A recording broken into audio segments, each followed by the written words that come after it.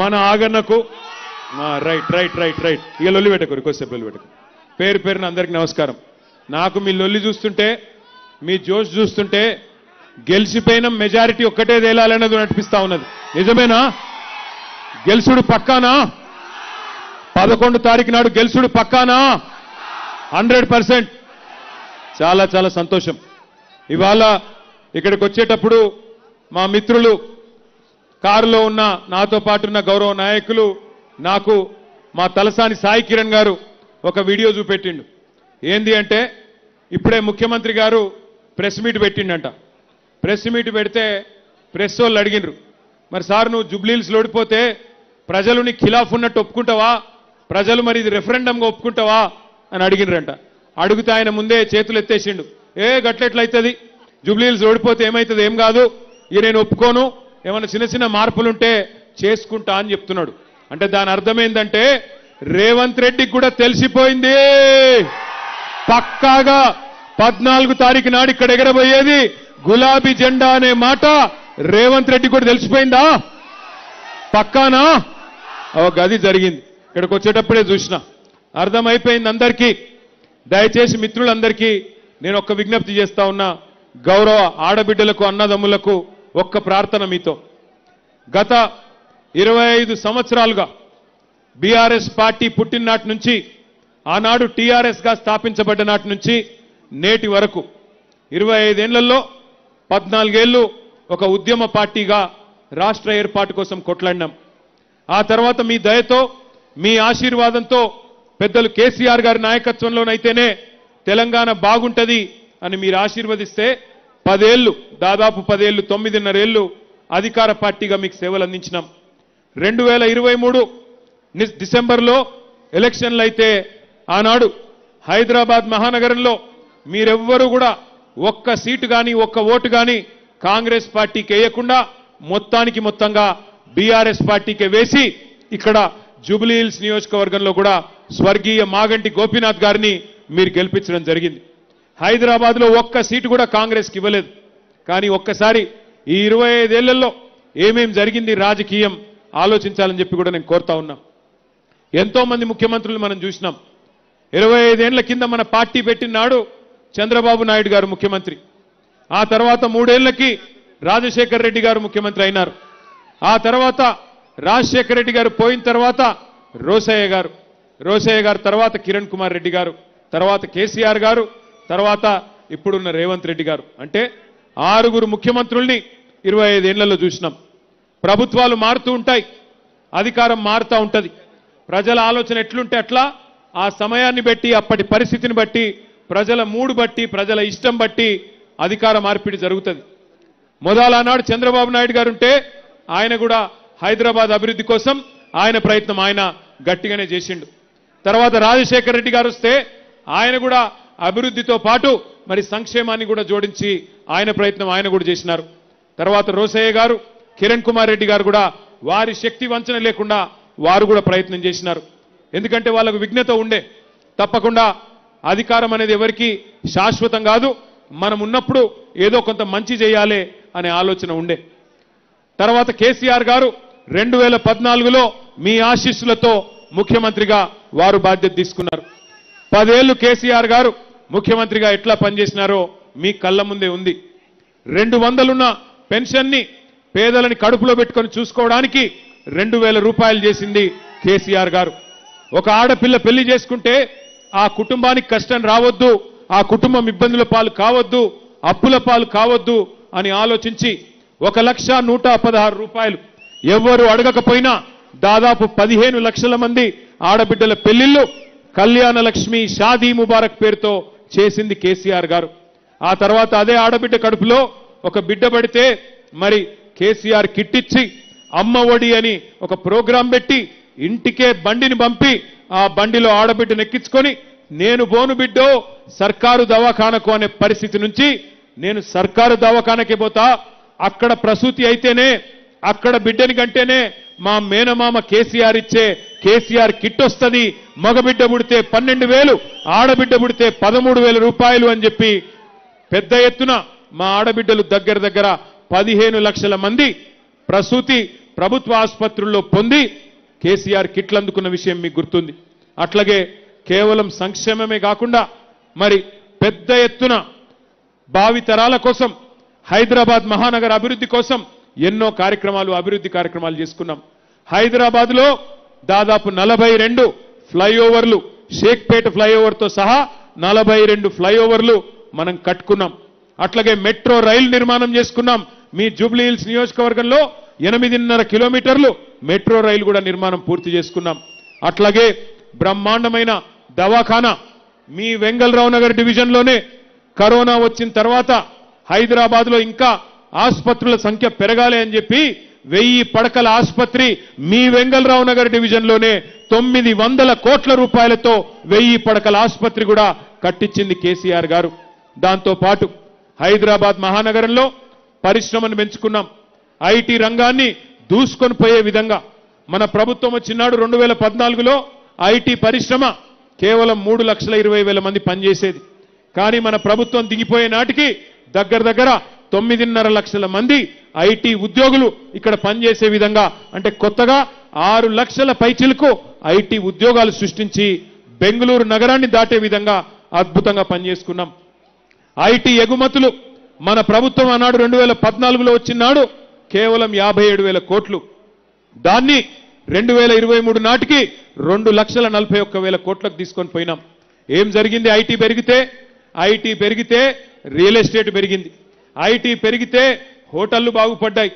IT పెరిగితే 6 లక్షల మంది పిల్లలు మన తెలుగు వాళ్ళు, బయటి రాష్ట్రాల వాళ్ళు మన హైదరాబాద్కు వచ్చి ఇక్కడ కొలువులు చేస్తే మరి మన హైదరాబాద్లోని వ్యాపారాలు, చిన్న వ్యాపారాలు, హోటళ్లు, రెస్టారెంట్లు, మెడికల్ షాపులు అన్ని కలకలలాడుతూ మన జేబుల్లో పైసలు గిలగిల్లాడినాయి.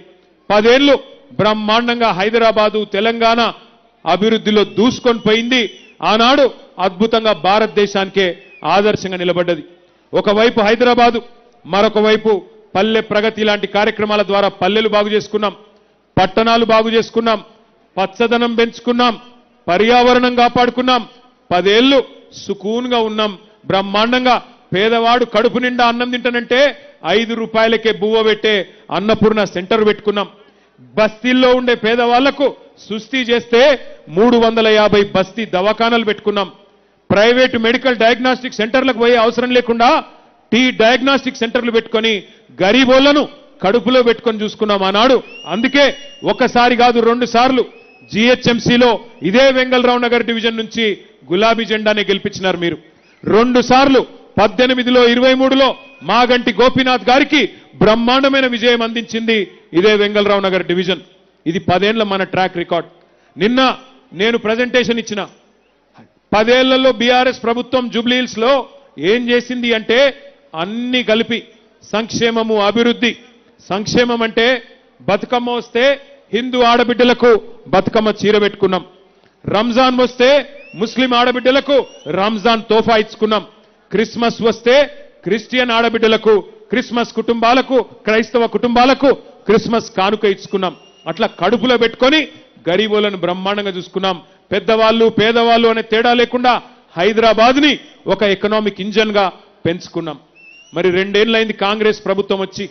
మీరు ఆలోచించాలని చెప్పి నేను కోరుతా ఉన్నా. దయచేసి ఆలోచించండి.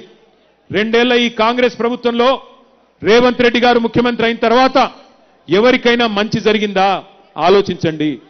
ఎన్ని మాటలు చెప్పి అరిచేతిలో వైకుంఠం చూపెట్టి, ఎన్ని దొంగ హామీలిచ్చి, అడ్డగోలు మాటలు చెప్పి గద్దెకెక్కినరో ఒక్కసారి ఆలోచించండి. ఎన్ని హామీలు, ఎంతమందిని మోసాలు, ఎంతమందిని బుకాయించే ప్రయత్నం చేసినారో ఒక్కసారి వారి మాటల్లోనే మీరు వినండి అని చెప్పి నేను కోరుతా ఉన్నా. రేవంత్ రెడ్డి గారు వీడియో పెట్టమ్మా. ఈ గ్యారెంటీ పత్రం మీకు ఇస్తారు, ఇది దాచి పెట్టండి. పోలింగ్ బూతుల ఓటు వేయడానికి పోయినప్పుడు దీనికి దండం పెట్టండి, పూజ చేయండి. దేవుడా మా కష్టాలు తీరాలి, ఇందిరమ్మ రాజ్యంలో ఈ 6 గ్యారెంటీలు అమలు కావాలి అని మనం దేవుడిని మోర్చుకొని దీనికి పూజ చేసి డిసెంబర్ 9, 2023 ఉదయం 10:30 గంటలకు ఇందిరమ్మ రాజ్యం 6 గ్యారెంటీల మీద తొలి సంతకం పెడుతుంది. 100 రోజుల్లో ఈ పథకాలను అమలు చేస్తా. మీ ఇంటికి తీసుకొని వచ్చి మీ ఇంట్లో వివరాలు రాసుకొని ఈ కార్డు మీ ఇంట్లో ఇచ్చి రావటం జరుగుతుంది. ప్రతి ఇంటికి ప్రతి కాంగ్రెస్ కార్యకర్త వచ్చి ఈ కార్డు ఇస్తాడు. దయచేసి నేను ప్రజలందరికీ విజ్ఞప్తి చేసేది ఏంటంటే ఈ కార్డు చాలా అత్యంత విలువైనది. ఈ గ్యారంటీ కార్డుని అత్యంత భద్రంగా భద్రపరచుకోండి. 3 నెలలు జాగ్రత్తగా దీన్ని కాపాడుకోండి. మా ప్రభుత్వం రాగానే మీరు ఈ గ్యారంటీ కార్డు తీసుకొని రాగానే అందరికీ 100 రోజుల్లో దీన్ని అమలు చేసేటువంటి కార్యక్రమం చేయబోతా ఉన్నాం. విన్నారా ఏం చెప్పిండ్రు? 6 గ్యారంటీలు అని చెప్పిండ్రు. 6 గ్యారంటీలు యాదుకున్నాయా? పెద్ద మనుషులకు ఏం చెప్పిండ్రు? పెద్ద మనుషులకు కేసీఆర్ గారు 2000 పెన్షన్ ఇస్తే నేను 4000 ఇస్తా అని చెప్పిండు. వచ్చిందా 4000 పెన్షను? కొద్ది గట్టిగా చెప్పాలా, వచ్చిందా లేదా? ఆ వెనకాల ఉన్న వాళ్ళు చెప్పట్లేదు. పెన్షన్ వస్తుందా? भाइयों बहनों वजीफा मिल रहा क्या? आसरा पेंशन 4000 आपको मिल रहा क्या?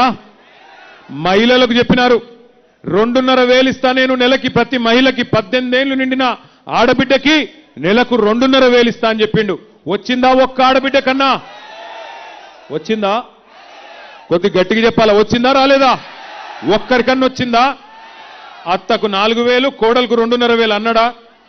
ఇక 2,500 ఇస్తలేడు కానీ 1,00,000 మందిని కోటీశ్వర్లను చేస్తాడట. 1,00,000 మందిని కోటీశ్వర్లు. ఏది ఆడపిల్లల్ని? ఎవరన్నా ఇక్కడ కోటీశ్వర్లు అయిన వాళ్ళు ఉన్నారా? ఆడబిడ్డలు. రేవంత్ రెడ్డి గారి ప్రభుత్వం వచ్చినాక చెల్లె నీకు కోటీశ్వర్లు అయిపోయినావా? అయిపోయిందా? ఇంకొక మాట చెప్పిండు, వికలాంగులుంటే 6,000 రూపాయలు ఇస్తా. కేసీఆర్ గారు 4,000 రూపాయలు పెన్షన్ ఇస్తున్నారు, నేను 6,000 రూపాయలు ఇస్తా.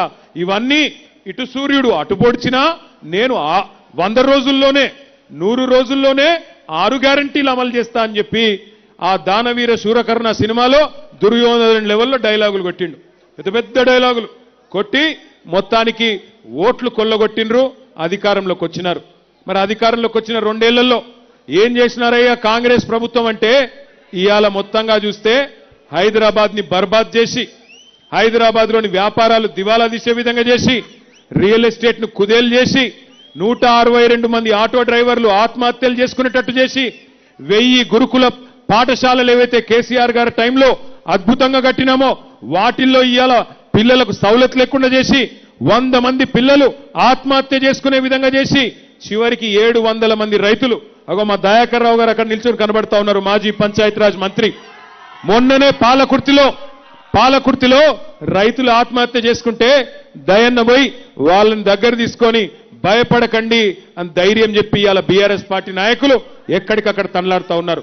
700 మంది రైతులు 700 రోజుల్లో రోజుకొకరు చొప్పున కాంగ్రెస్ ప్రభుత్వం వచ్చినాక ఇవాళ ఉరిబోసుకునే పరిస్థితి కాంగ్రెస్ వచ్చినాక వచ్చింది. ఈ ఎన్నిక దయచేసి మిమ్మల్ని అందరినీ కోరేది, ఈ ఎన్నిక జరుగుతున్నది మాగంటి సునీత గారికి, అదేవిధంగా ఇక్కడ నిలబడ్డ అభ్యర్థులకు మాత్రమే కాదు. ఈ ఎన్నిక జరుగుతున్నది 6 గ్యారంటీలు అమలు చేస్తామని చెప్పి ఎగ్గొట్టిన పార్టీకి 6 గ్యారంటీలు ఇయ్యాలే, పేదవాళ్లను బాగా చూసుకోవాలి అని మీకోసం గల్లాబట్టి కొట్లాడుతున్న బీఆర్ఎస్ పార్టీకి మధ్యన జరుగుతున్న ఎన్నిక ఇది. ఇది ఆషామాషి ఎన్నిక కాదు. ఇక్కడికి వచ్చిన మా ఆడబిడ్డలు దయచేసి మీరు జాగ్రత్తగా వినాలి. ఏమైతుంది? కొంతమంది అంటున్నారు ఏమైతుంది కాంగ్రెస్ పార్టీకి ఓటేస్తే జూబ్లీ హిల్స్ లో అని. ఏమైతుందంటే, నేను 2,500 రూపాయలు ఇయ్యకపోయినా మా ఆడబిడ్డలు నాకే ఓటేసిండ్రు, నేను 4,000 పెన్షన్లు ఇయ్యకపోయినా ముసలి అవ్వ తాత నాకే ఓటేసిండ్రు, నేను 6,000 రూపాయలు ఇస్తానని చెప్పి 100 రోజుల్లో ఎగ్గొట్టినా నాకే ఓట్లు గుద్దుతున్నారు. మరి నేనెందుకు ఇయ్యాలే తులం బంగారం, నేనెందుకు ఇయ్యాలే స్కూటీలు? ఏమి ఇయ్యకపోయినా ప్రజలను మళ్ళొక్కసారి మోసం చేసినా వాళ్ళు బాగానే ఉన్నారు అని రేవంత్ రెడ్డి గారు అనే అవకాశం ఉంటుంది. ఇంకొక మాట కూడా, ఇప్పుడు నేను ఈ గల్లీలకెళ్ళి వచ్చినా, ఈ గల్లీలకెళ్ళి వచ్చేటప్పుడు చూసుకుంటా వచ్చినా, మరి ఏ ఒక్కటైనా ఇక్కడ పెద్ద పెద్ద ధనికులు ఎవరు లేరు. వెంగళరావు నగర్ డివిజన్ అంటే ఓన్లీ కాలనీలే కాదు, పెద్ద ఎత్తున బస్తీలు కూడా ఉన్నాయి. ఈ బస్తీలలో ఉండే మా అన్నదమ్ములను, మా అక్క చెల్లెలు నేను అడుగుతున్నా, చూస్తున్నారా ఈ ప్రభుత్వం వచ్చినాక ఏం చెప్పిండు రేవంత్ రెడ్డి? ఇందిరమ్మ ఇండ్లు ఇస్తా అని చెప్పిండు. ఇందిరమ్మ ఇండ్లు ఇస్తా, మరి మీ అందరికీ ఎస్సీ ఎస్టీలు అయితే 6 లక్షలు ఇస్తా, లేకపోతే 5 లక్షల రూపాయలు ఇస్తా అని చెప్పిండు. ఒక్కలకన్నా ఇందిరమ్మ ఇల్లు వచ్చిందా తెలంగాణలో? హైదరాబాద్ లో ఒక్కలకన్నా ఇందిరమ్మ ఇల్లు వచ్చిందా? ఇందిరమ్మ ఇల్లు ఇచ్చుడు కాదు, ఇందిరమ్మ రాజ్యం అంటే ఏందో ఎరికేనా? బస్తీల మీదకి బుల్డోజర్లు పంపి, బస్తీల మీదకి ఇవాళ జేసీబీలు పంపి పేదవాళ్ల ఇండ్లు కూలగొట్టుడే ఇందిరమ్మ రాజ్యం అన్నట్టుగా తయారైంది. హైడ్రా అని ఒక దంద పెట్టిండు. హైడ్రా అనే దంద పెట్టి ఇవాళ హైడ్రాకు ఓన్లీ గరీబోళ్లే తేరగ దొరికిండ్రు. గరీబోళ్ల ఇండ్లు ఇష్టం వచ్చినట్టు గులగొడతా ఉన్నాడు. నేను చెప్పుడు కాదు, 2 ఏళ్లలో 1000 ఇండ్లు రేవంత్ రెడ్డి ఎట్లా గులగొట్టిండో ఒక్కసారి ఈ వీడియోలలో చూపెడతా, మీరు చూడాలని చెప్పి నేను కోరుతా ఉన్నా. హైడ్రా వీడియో వేయాలని చెప్పి అన్ని కొడితే మేము ఎట్లా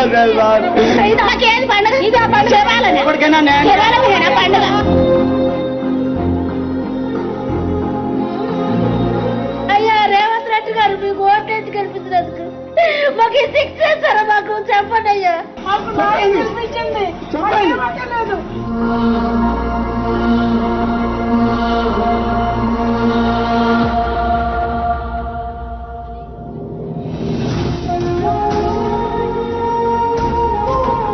ఇల్లు ఎవరు కూలగొట్టినానా? రేవంత్ సార్ కూలగొట్టారు. అప్పుడు మేము ఏడుస్తూ కూడా వదిలేరు. నేను మా ఇల్లు కూలగొడితే అప్పుడు బుక్స్ అన్ని పోయినాయి అన్నా. ఎంత బాధపడ్డామో దేవుడా, ఎక్కడున్నావా తల్లి కదమ్మా, తల్లి కదా.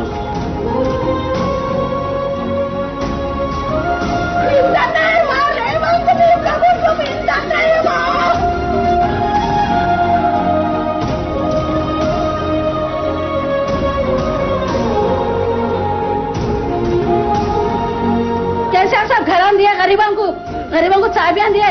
रेवंत रेड्डी साहब आके हमारे घरान तोड़ दे रहे लोगों के. हाँ सौ घरान तोड़ दे रहे, हम पैसे लगा के 500. केसीआर साहब तो फुगट में दिए, फिर क्या करे रेवंत रेड्डी? ఇచ్చేది వాళ్ళు, కూల్చేది వాళ్ళు, చంపేది కూడా వాళ్ళైతే బాగుండు. చంపేయండి వదిలిపోద్ది.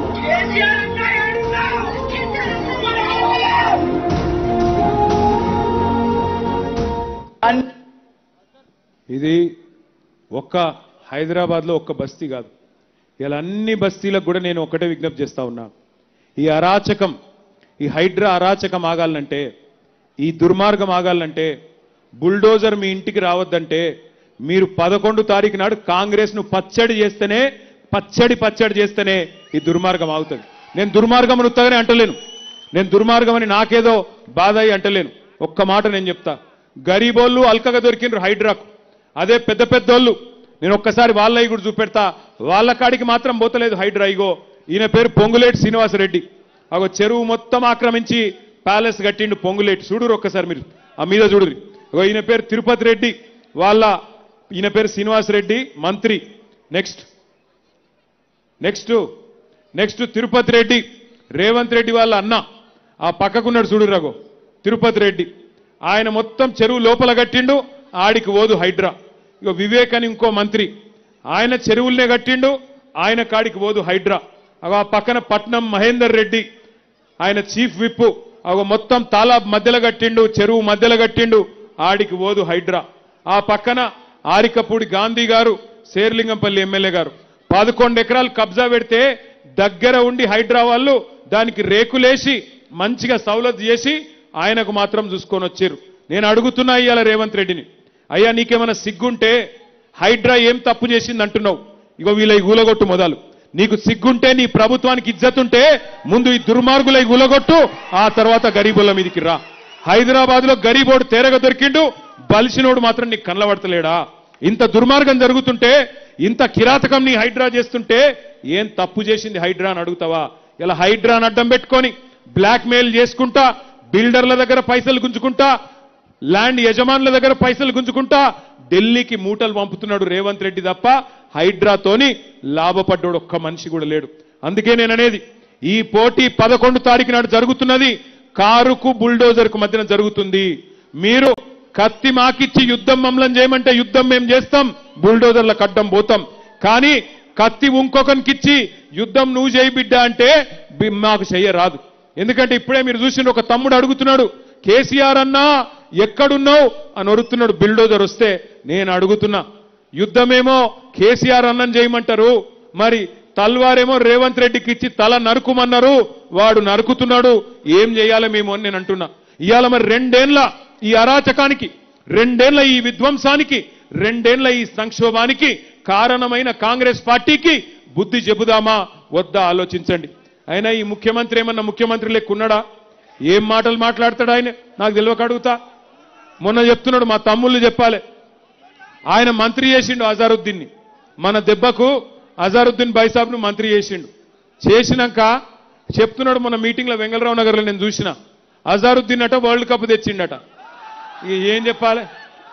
రేవంత్ రెడ్డి మాటలలో నిజాయితీ ఎంత ఉంటుందంటే నేతి బీరకాయల నెయ్యి ఎంత ఉంటుందో రేవంత్ రెడ్డి మాటలలో నిజాయితీ కూడా గట్లే ఉంటుంది. ఒక అజరుద్దీన్ ముచ్చట్నే కాదు, ఇటువంటి ముఖ్యమంత్రి బహుశా దేశంలో ఎవరు లేరు. చాలా చిత్ర విచిత్రమైన మాటలు మాట్లాడతాడు ఈయన. నేను ఒక 2-3 చూపెడతా మీకు ఆయన మాటలు, భయం అవుతుంది మీది మీకు గిసుంటోడా అని చెప్పి. జరగా రేవంత్ రెడ్డి మాటలు పెట్టవా జర ఒక్కసారి వినిపించాలి అందరికి మనలోకి. 84లో ఇది కాదు బాబు, ఇది కాదు. ఇంకో తిరిమొరి మాటలు మాట్లాడింది పెట్టి ఇది మళ్ళీ చూపెడతాం. ఇంకా తిరిమొరి మాటలు మాట్లాడింది ఇంకోటి ఉంటుంది, అది పెట్టు. అంటే ఎంత అన్యాయం అంటే, ఎంత గమ్మత్ అంటే, విప్రో ఇన్ఫోసిస్ CEO ఎవరు అని అడుగుతున్నాడు. ఒకసారి మీకు చూపెడతా, ఇప్పుడే మీరు చూడురి. గా వీడియో ఒకటి చూపెడతా నీకు. అట్లాగే ఇంకొక మాట కూడా నేను మీకు విజ్ఞప్తి చేస్తా ఉన్నా. ఈ ముఖ్యమంత్రి గారు పోని 6 గ్యారంటీల విషయంలో ఫెయిల్ అయింది, అందరికి ఎరికే. కేవలం ఒకటే ఎత్తుకున్నాడు ఆయన. 2 ఏళ్ల నుంచి టైంపాస్ కార్యక్రమం పెట్టుకున్నాడు. కేసీఆర్ గారిని తిట్టాలే, ఆ పూట గడపాలి. కేసీఆర్ గారి మీద కేసు పెడుతున్నా అని చెప్పాలి, ఓ పూట గడపాలి. ఒకరోజు ఫోన్ ట్యాపింగ్ అనాలి, ఒకరోజు కాళేశ్వరం అనాలి, ఒకరోజు ఫార్ములా కేసు అనాలి. టైంపాస్ చేయాలి, ప్రజల దృష్టి మరల్చాలనే చిల్లర ఆలోచనలు తప్ప ఒక్కటంటే ఒక్క హామీ ఇప్పటి వరకు అమలు చేయలే. ఏమన్నా మాట్లాడితే ఒకటే చెప్తాడు, ఫ్రీ బస్సు చేసినా అంటాడు. నేను అడుగుతున్నా మా ఆడబిడ్డల్ని, ఫ్రీ బస్సు బాగుందా అమ్మా? బాగుందా తల్లి? ఫ్రీ బస్సు కథ ఏంటంటే మహిళలకేమో ఫ్రీ అట, కానీ మీ ఇంట్లో ఉండే మగవాళ్ళకు డబుల్ టికెట్ అట. మీ ఇంట్లో ఉండే పిల్లలకు 25% బస్ ఛార్జీలు పెంచిరట, బస్ పాస్. ఇక అదేం ఫ్రీ పాడైంది? కుడి చేత్తో ఇచ్చుడు, ఎడమ చేత్తో మళ్ళీ గుంజుకునుడు, అది ఎట్లా ఫ్రీ అవుతుంది? అట్లాగే ఒక్క గ్యారంటీ అన్న అమలు చేసిండా? ఇవాళ మరి ఓట్లు అడిగేతందుకు రేవంత్ రెడ్డి గారు నేను అడుగుతున్నా, మేము 10 ఏళ్ళు ఏం చేసినామో చెప్పి ఓట్లు అడుగుతున్నాం. 10 ఏళ్ళు ఏం చేసినామో, ఎన్ని కేసీఆర్ కిట్లు ఇచ్చినాం, ఎన్ని లగ్గాలు చేసినాం, కళ్యాణ లక్ష్మి షాదీ ముబారక్ పేరు మీద జూబిలీ హిల్స్ లో ఎట్లా 4000 డబుల్ బెడ్రూమ్ ఇల్లు ఇచ్చుకున్నాం, హైదరాబాద్ లో 1,00,000 డబుల్ బెడ్రూమ్ ఇల్లు ఎట్లా కట్టినాం, ఇవన్నీ చెప్పి ఓట్లు అడుగుతున్నాం.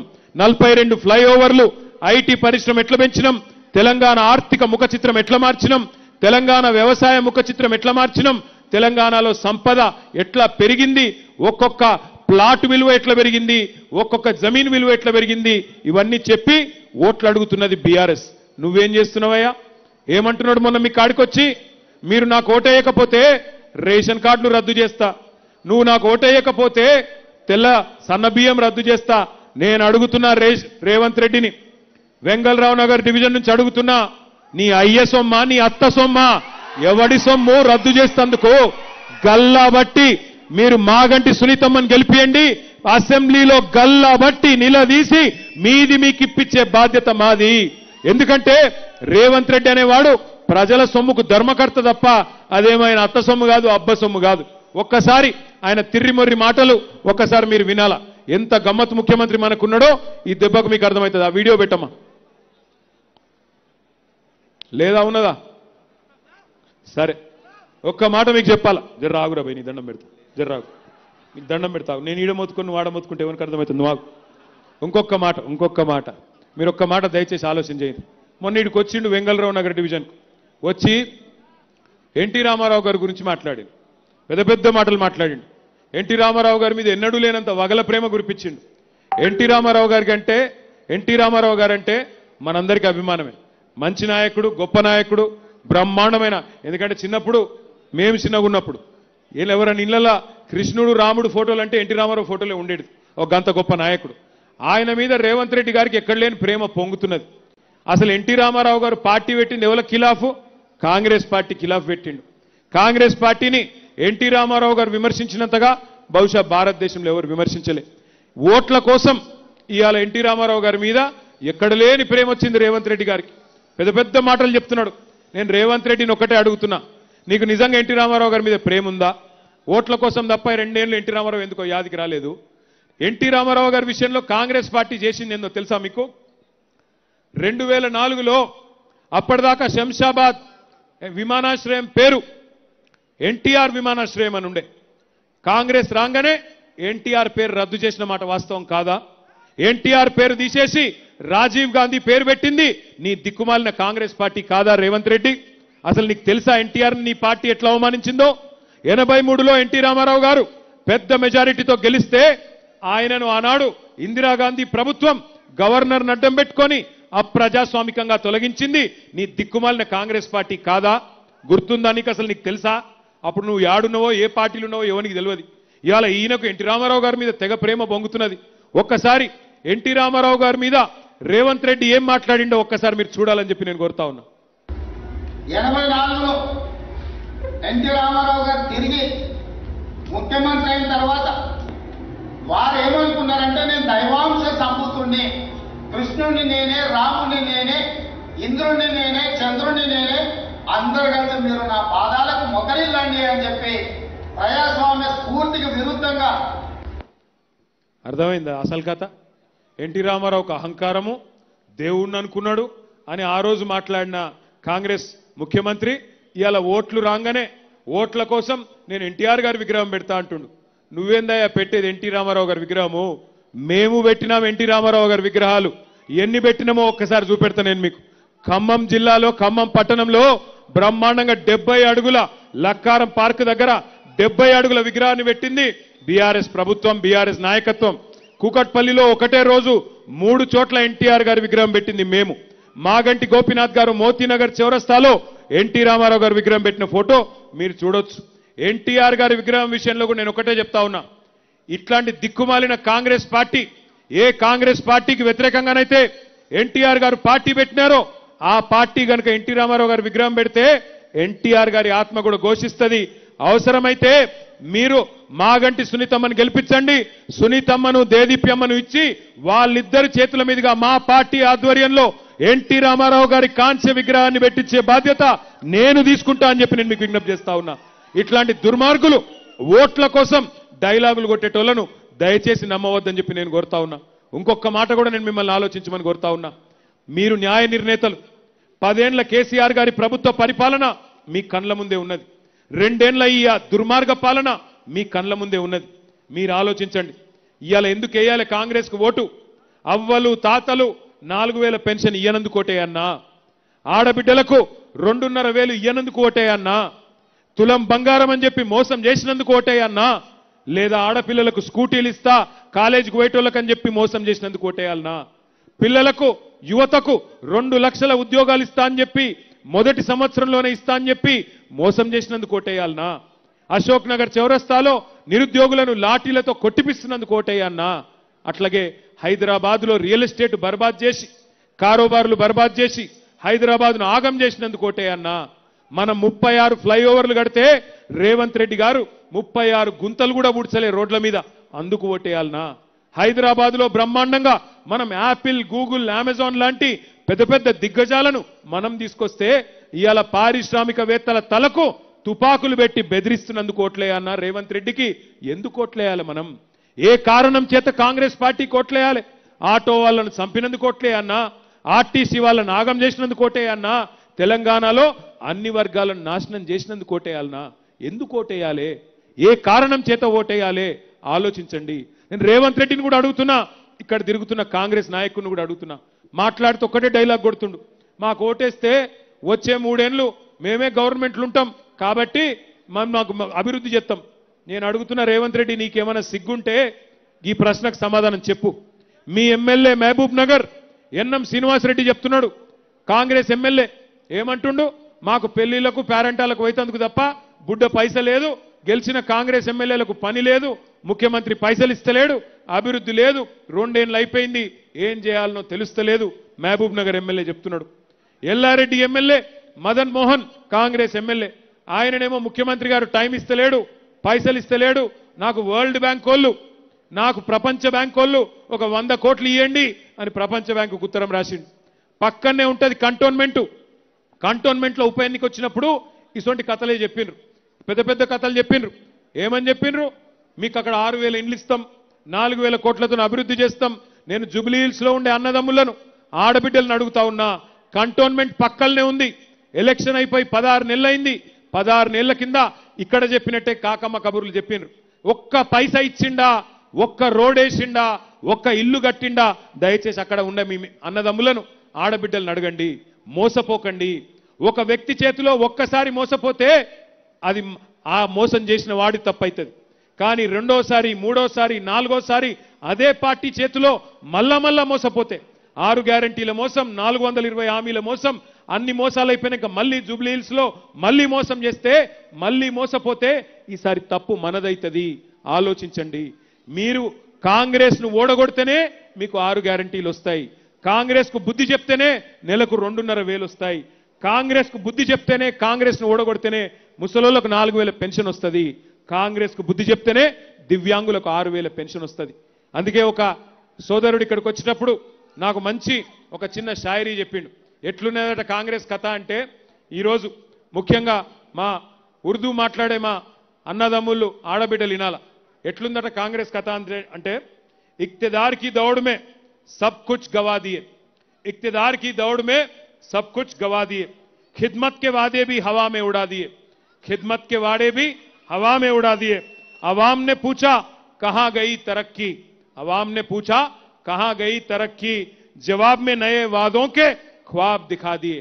అంటే ఇదివరకు చెప్పిన గాల్లె పోయినాయి 420 హామీలు, కానీ మళ్ళా కొత్తగా ఇయాల ఇంకేదో ఆ వాగ్దానం ఇచ్చి జూబ్లీ హిల్స్ లో అభివృద్ధి చేస్తా అంటే కంటోన్మెంట్ల చేయనోడు, మహబూబ్ నగర్ లో మీ కాంగ్రెస్ ఎమ్మెల్యేకు సాయం చేయనోడు, ఎల్లారెడ్డి కాంగ్రెస్ ఎమ్మెల్యేకు సాయం చేయనోడు, గెలిచిన 64 కాంగ్రెస్ ఎమ్మెల్యేలకు ఏ రూపాయి ఇయ్యనోడు జూబ్లీ హిల్స్ లో ఇస్తా అంటే మనం నమ్ముదామా? ఆలోచించండి. అమ్మకు అన్నం పెట్టనోడు చిన్నమ్మకు బంగారు గాజులు చేయిస్తాడా? అమ్మకు అన్నం పెట్టనోడు చిన్నమ్మకు బంగారు గాజులు చేయిస్తాడా? చేయించడు. నమ్మకండి. ఇక ఆయన కలలు గంటాడు రేవంత్ రెడ్డి. అయిపోయింది బీఆర్ఎస్ పని అయిపోయింది, క్యా కర్ లేతే హరా దేతా हूं, खत्म हो गए अंटुंडु. मैं रेवंत रेड्डी को, कांग्रेस पार्टी को और बीजेपी पार्टी को याद दिलाना चाहता हूं, यहां के जितने हमारे भाई है, 25 साल पहले हमारी दौर शुरू हुई. केसीआर साहब के सदारत में एक जबरदस्त जिद्दोजहद तेलंगाना के लिए शुरू हुई. मैं एक बात कहना चाहता हूं आपसे, फानूस बनके जिसकी हिफाजत हवा करे, वो क्षमा क्या बुझे जिसको रोशन खुदा करे. దేవుడు మనని దేవుడు కాపాడుతా ఉన్నాడు. తప్పకుండా పైనున్న వాడి దయ మన మీద ఉన్నది కాబట్టే కేసీఆర్ గారి నాయకత్వంలో తెలంగాణ సాధించుకున్న తెలంగాణలో హిందూ ముస్లిం అనే వ్యత్యాసం లేకుండా, తేడా లేకుండా బ్రహ్మాండంగా అందరినీ 2 కళ్ళ మాదిరిగా కలిసి మెలిసి ముందుకు నడిచినాం. ఈ 10 ఏళ్ల సంక్షేమం మీ కళ్ళ ముంగటుంది. किस तरह केसीआर साहब ने आपका खिदमत किया. 10 सालों में आपके बच्चों की आला से आला तालीम के लिए जबरदस्त तरीके से 1022 टिमरिस और बाकी गुरुकुल स्कूल खोले गए, जिसमें से 204 स्कूल खास आपके बच्चों के लिए खोले गए. एक बच्चे पे, एक बच्ची पे 1,20,000 रुपया खर्च किया गया. केसीआर साहब कभी मजहब के नाम पे सियासत नहीं करे, मजहब के नाम पे सियासी फायदा लेने की कोशिश नहीं करे, खिदमत करे आपकी.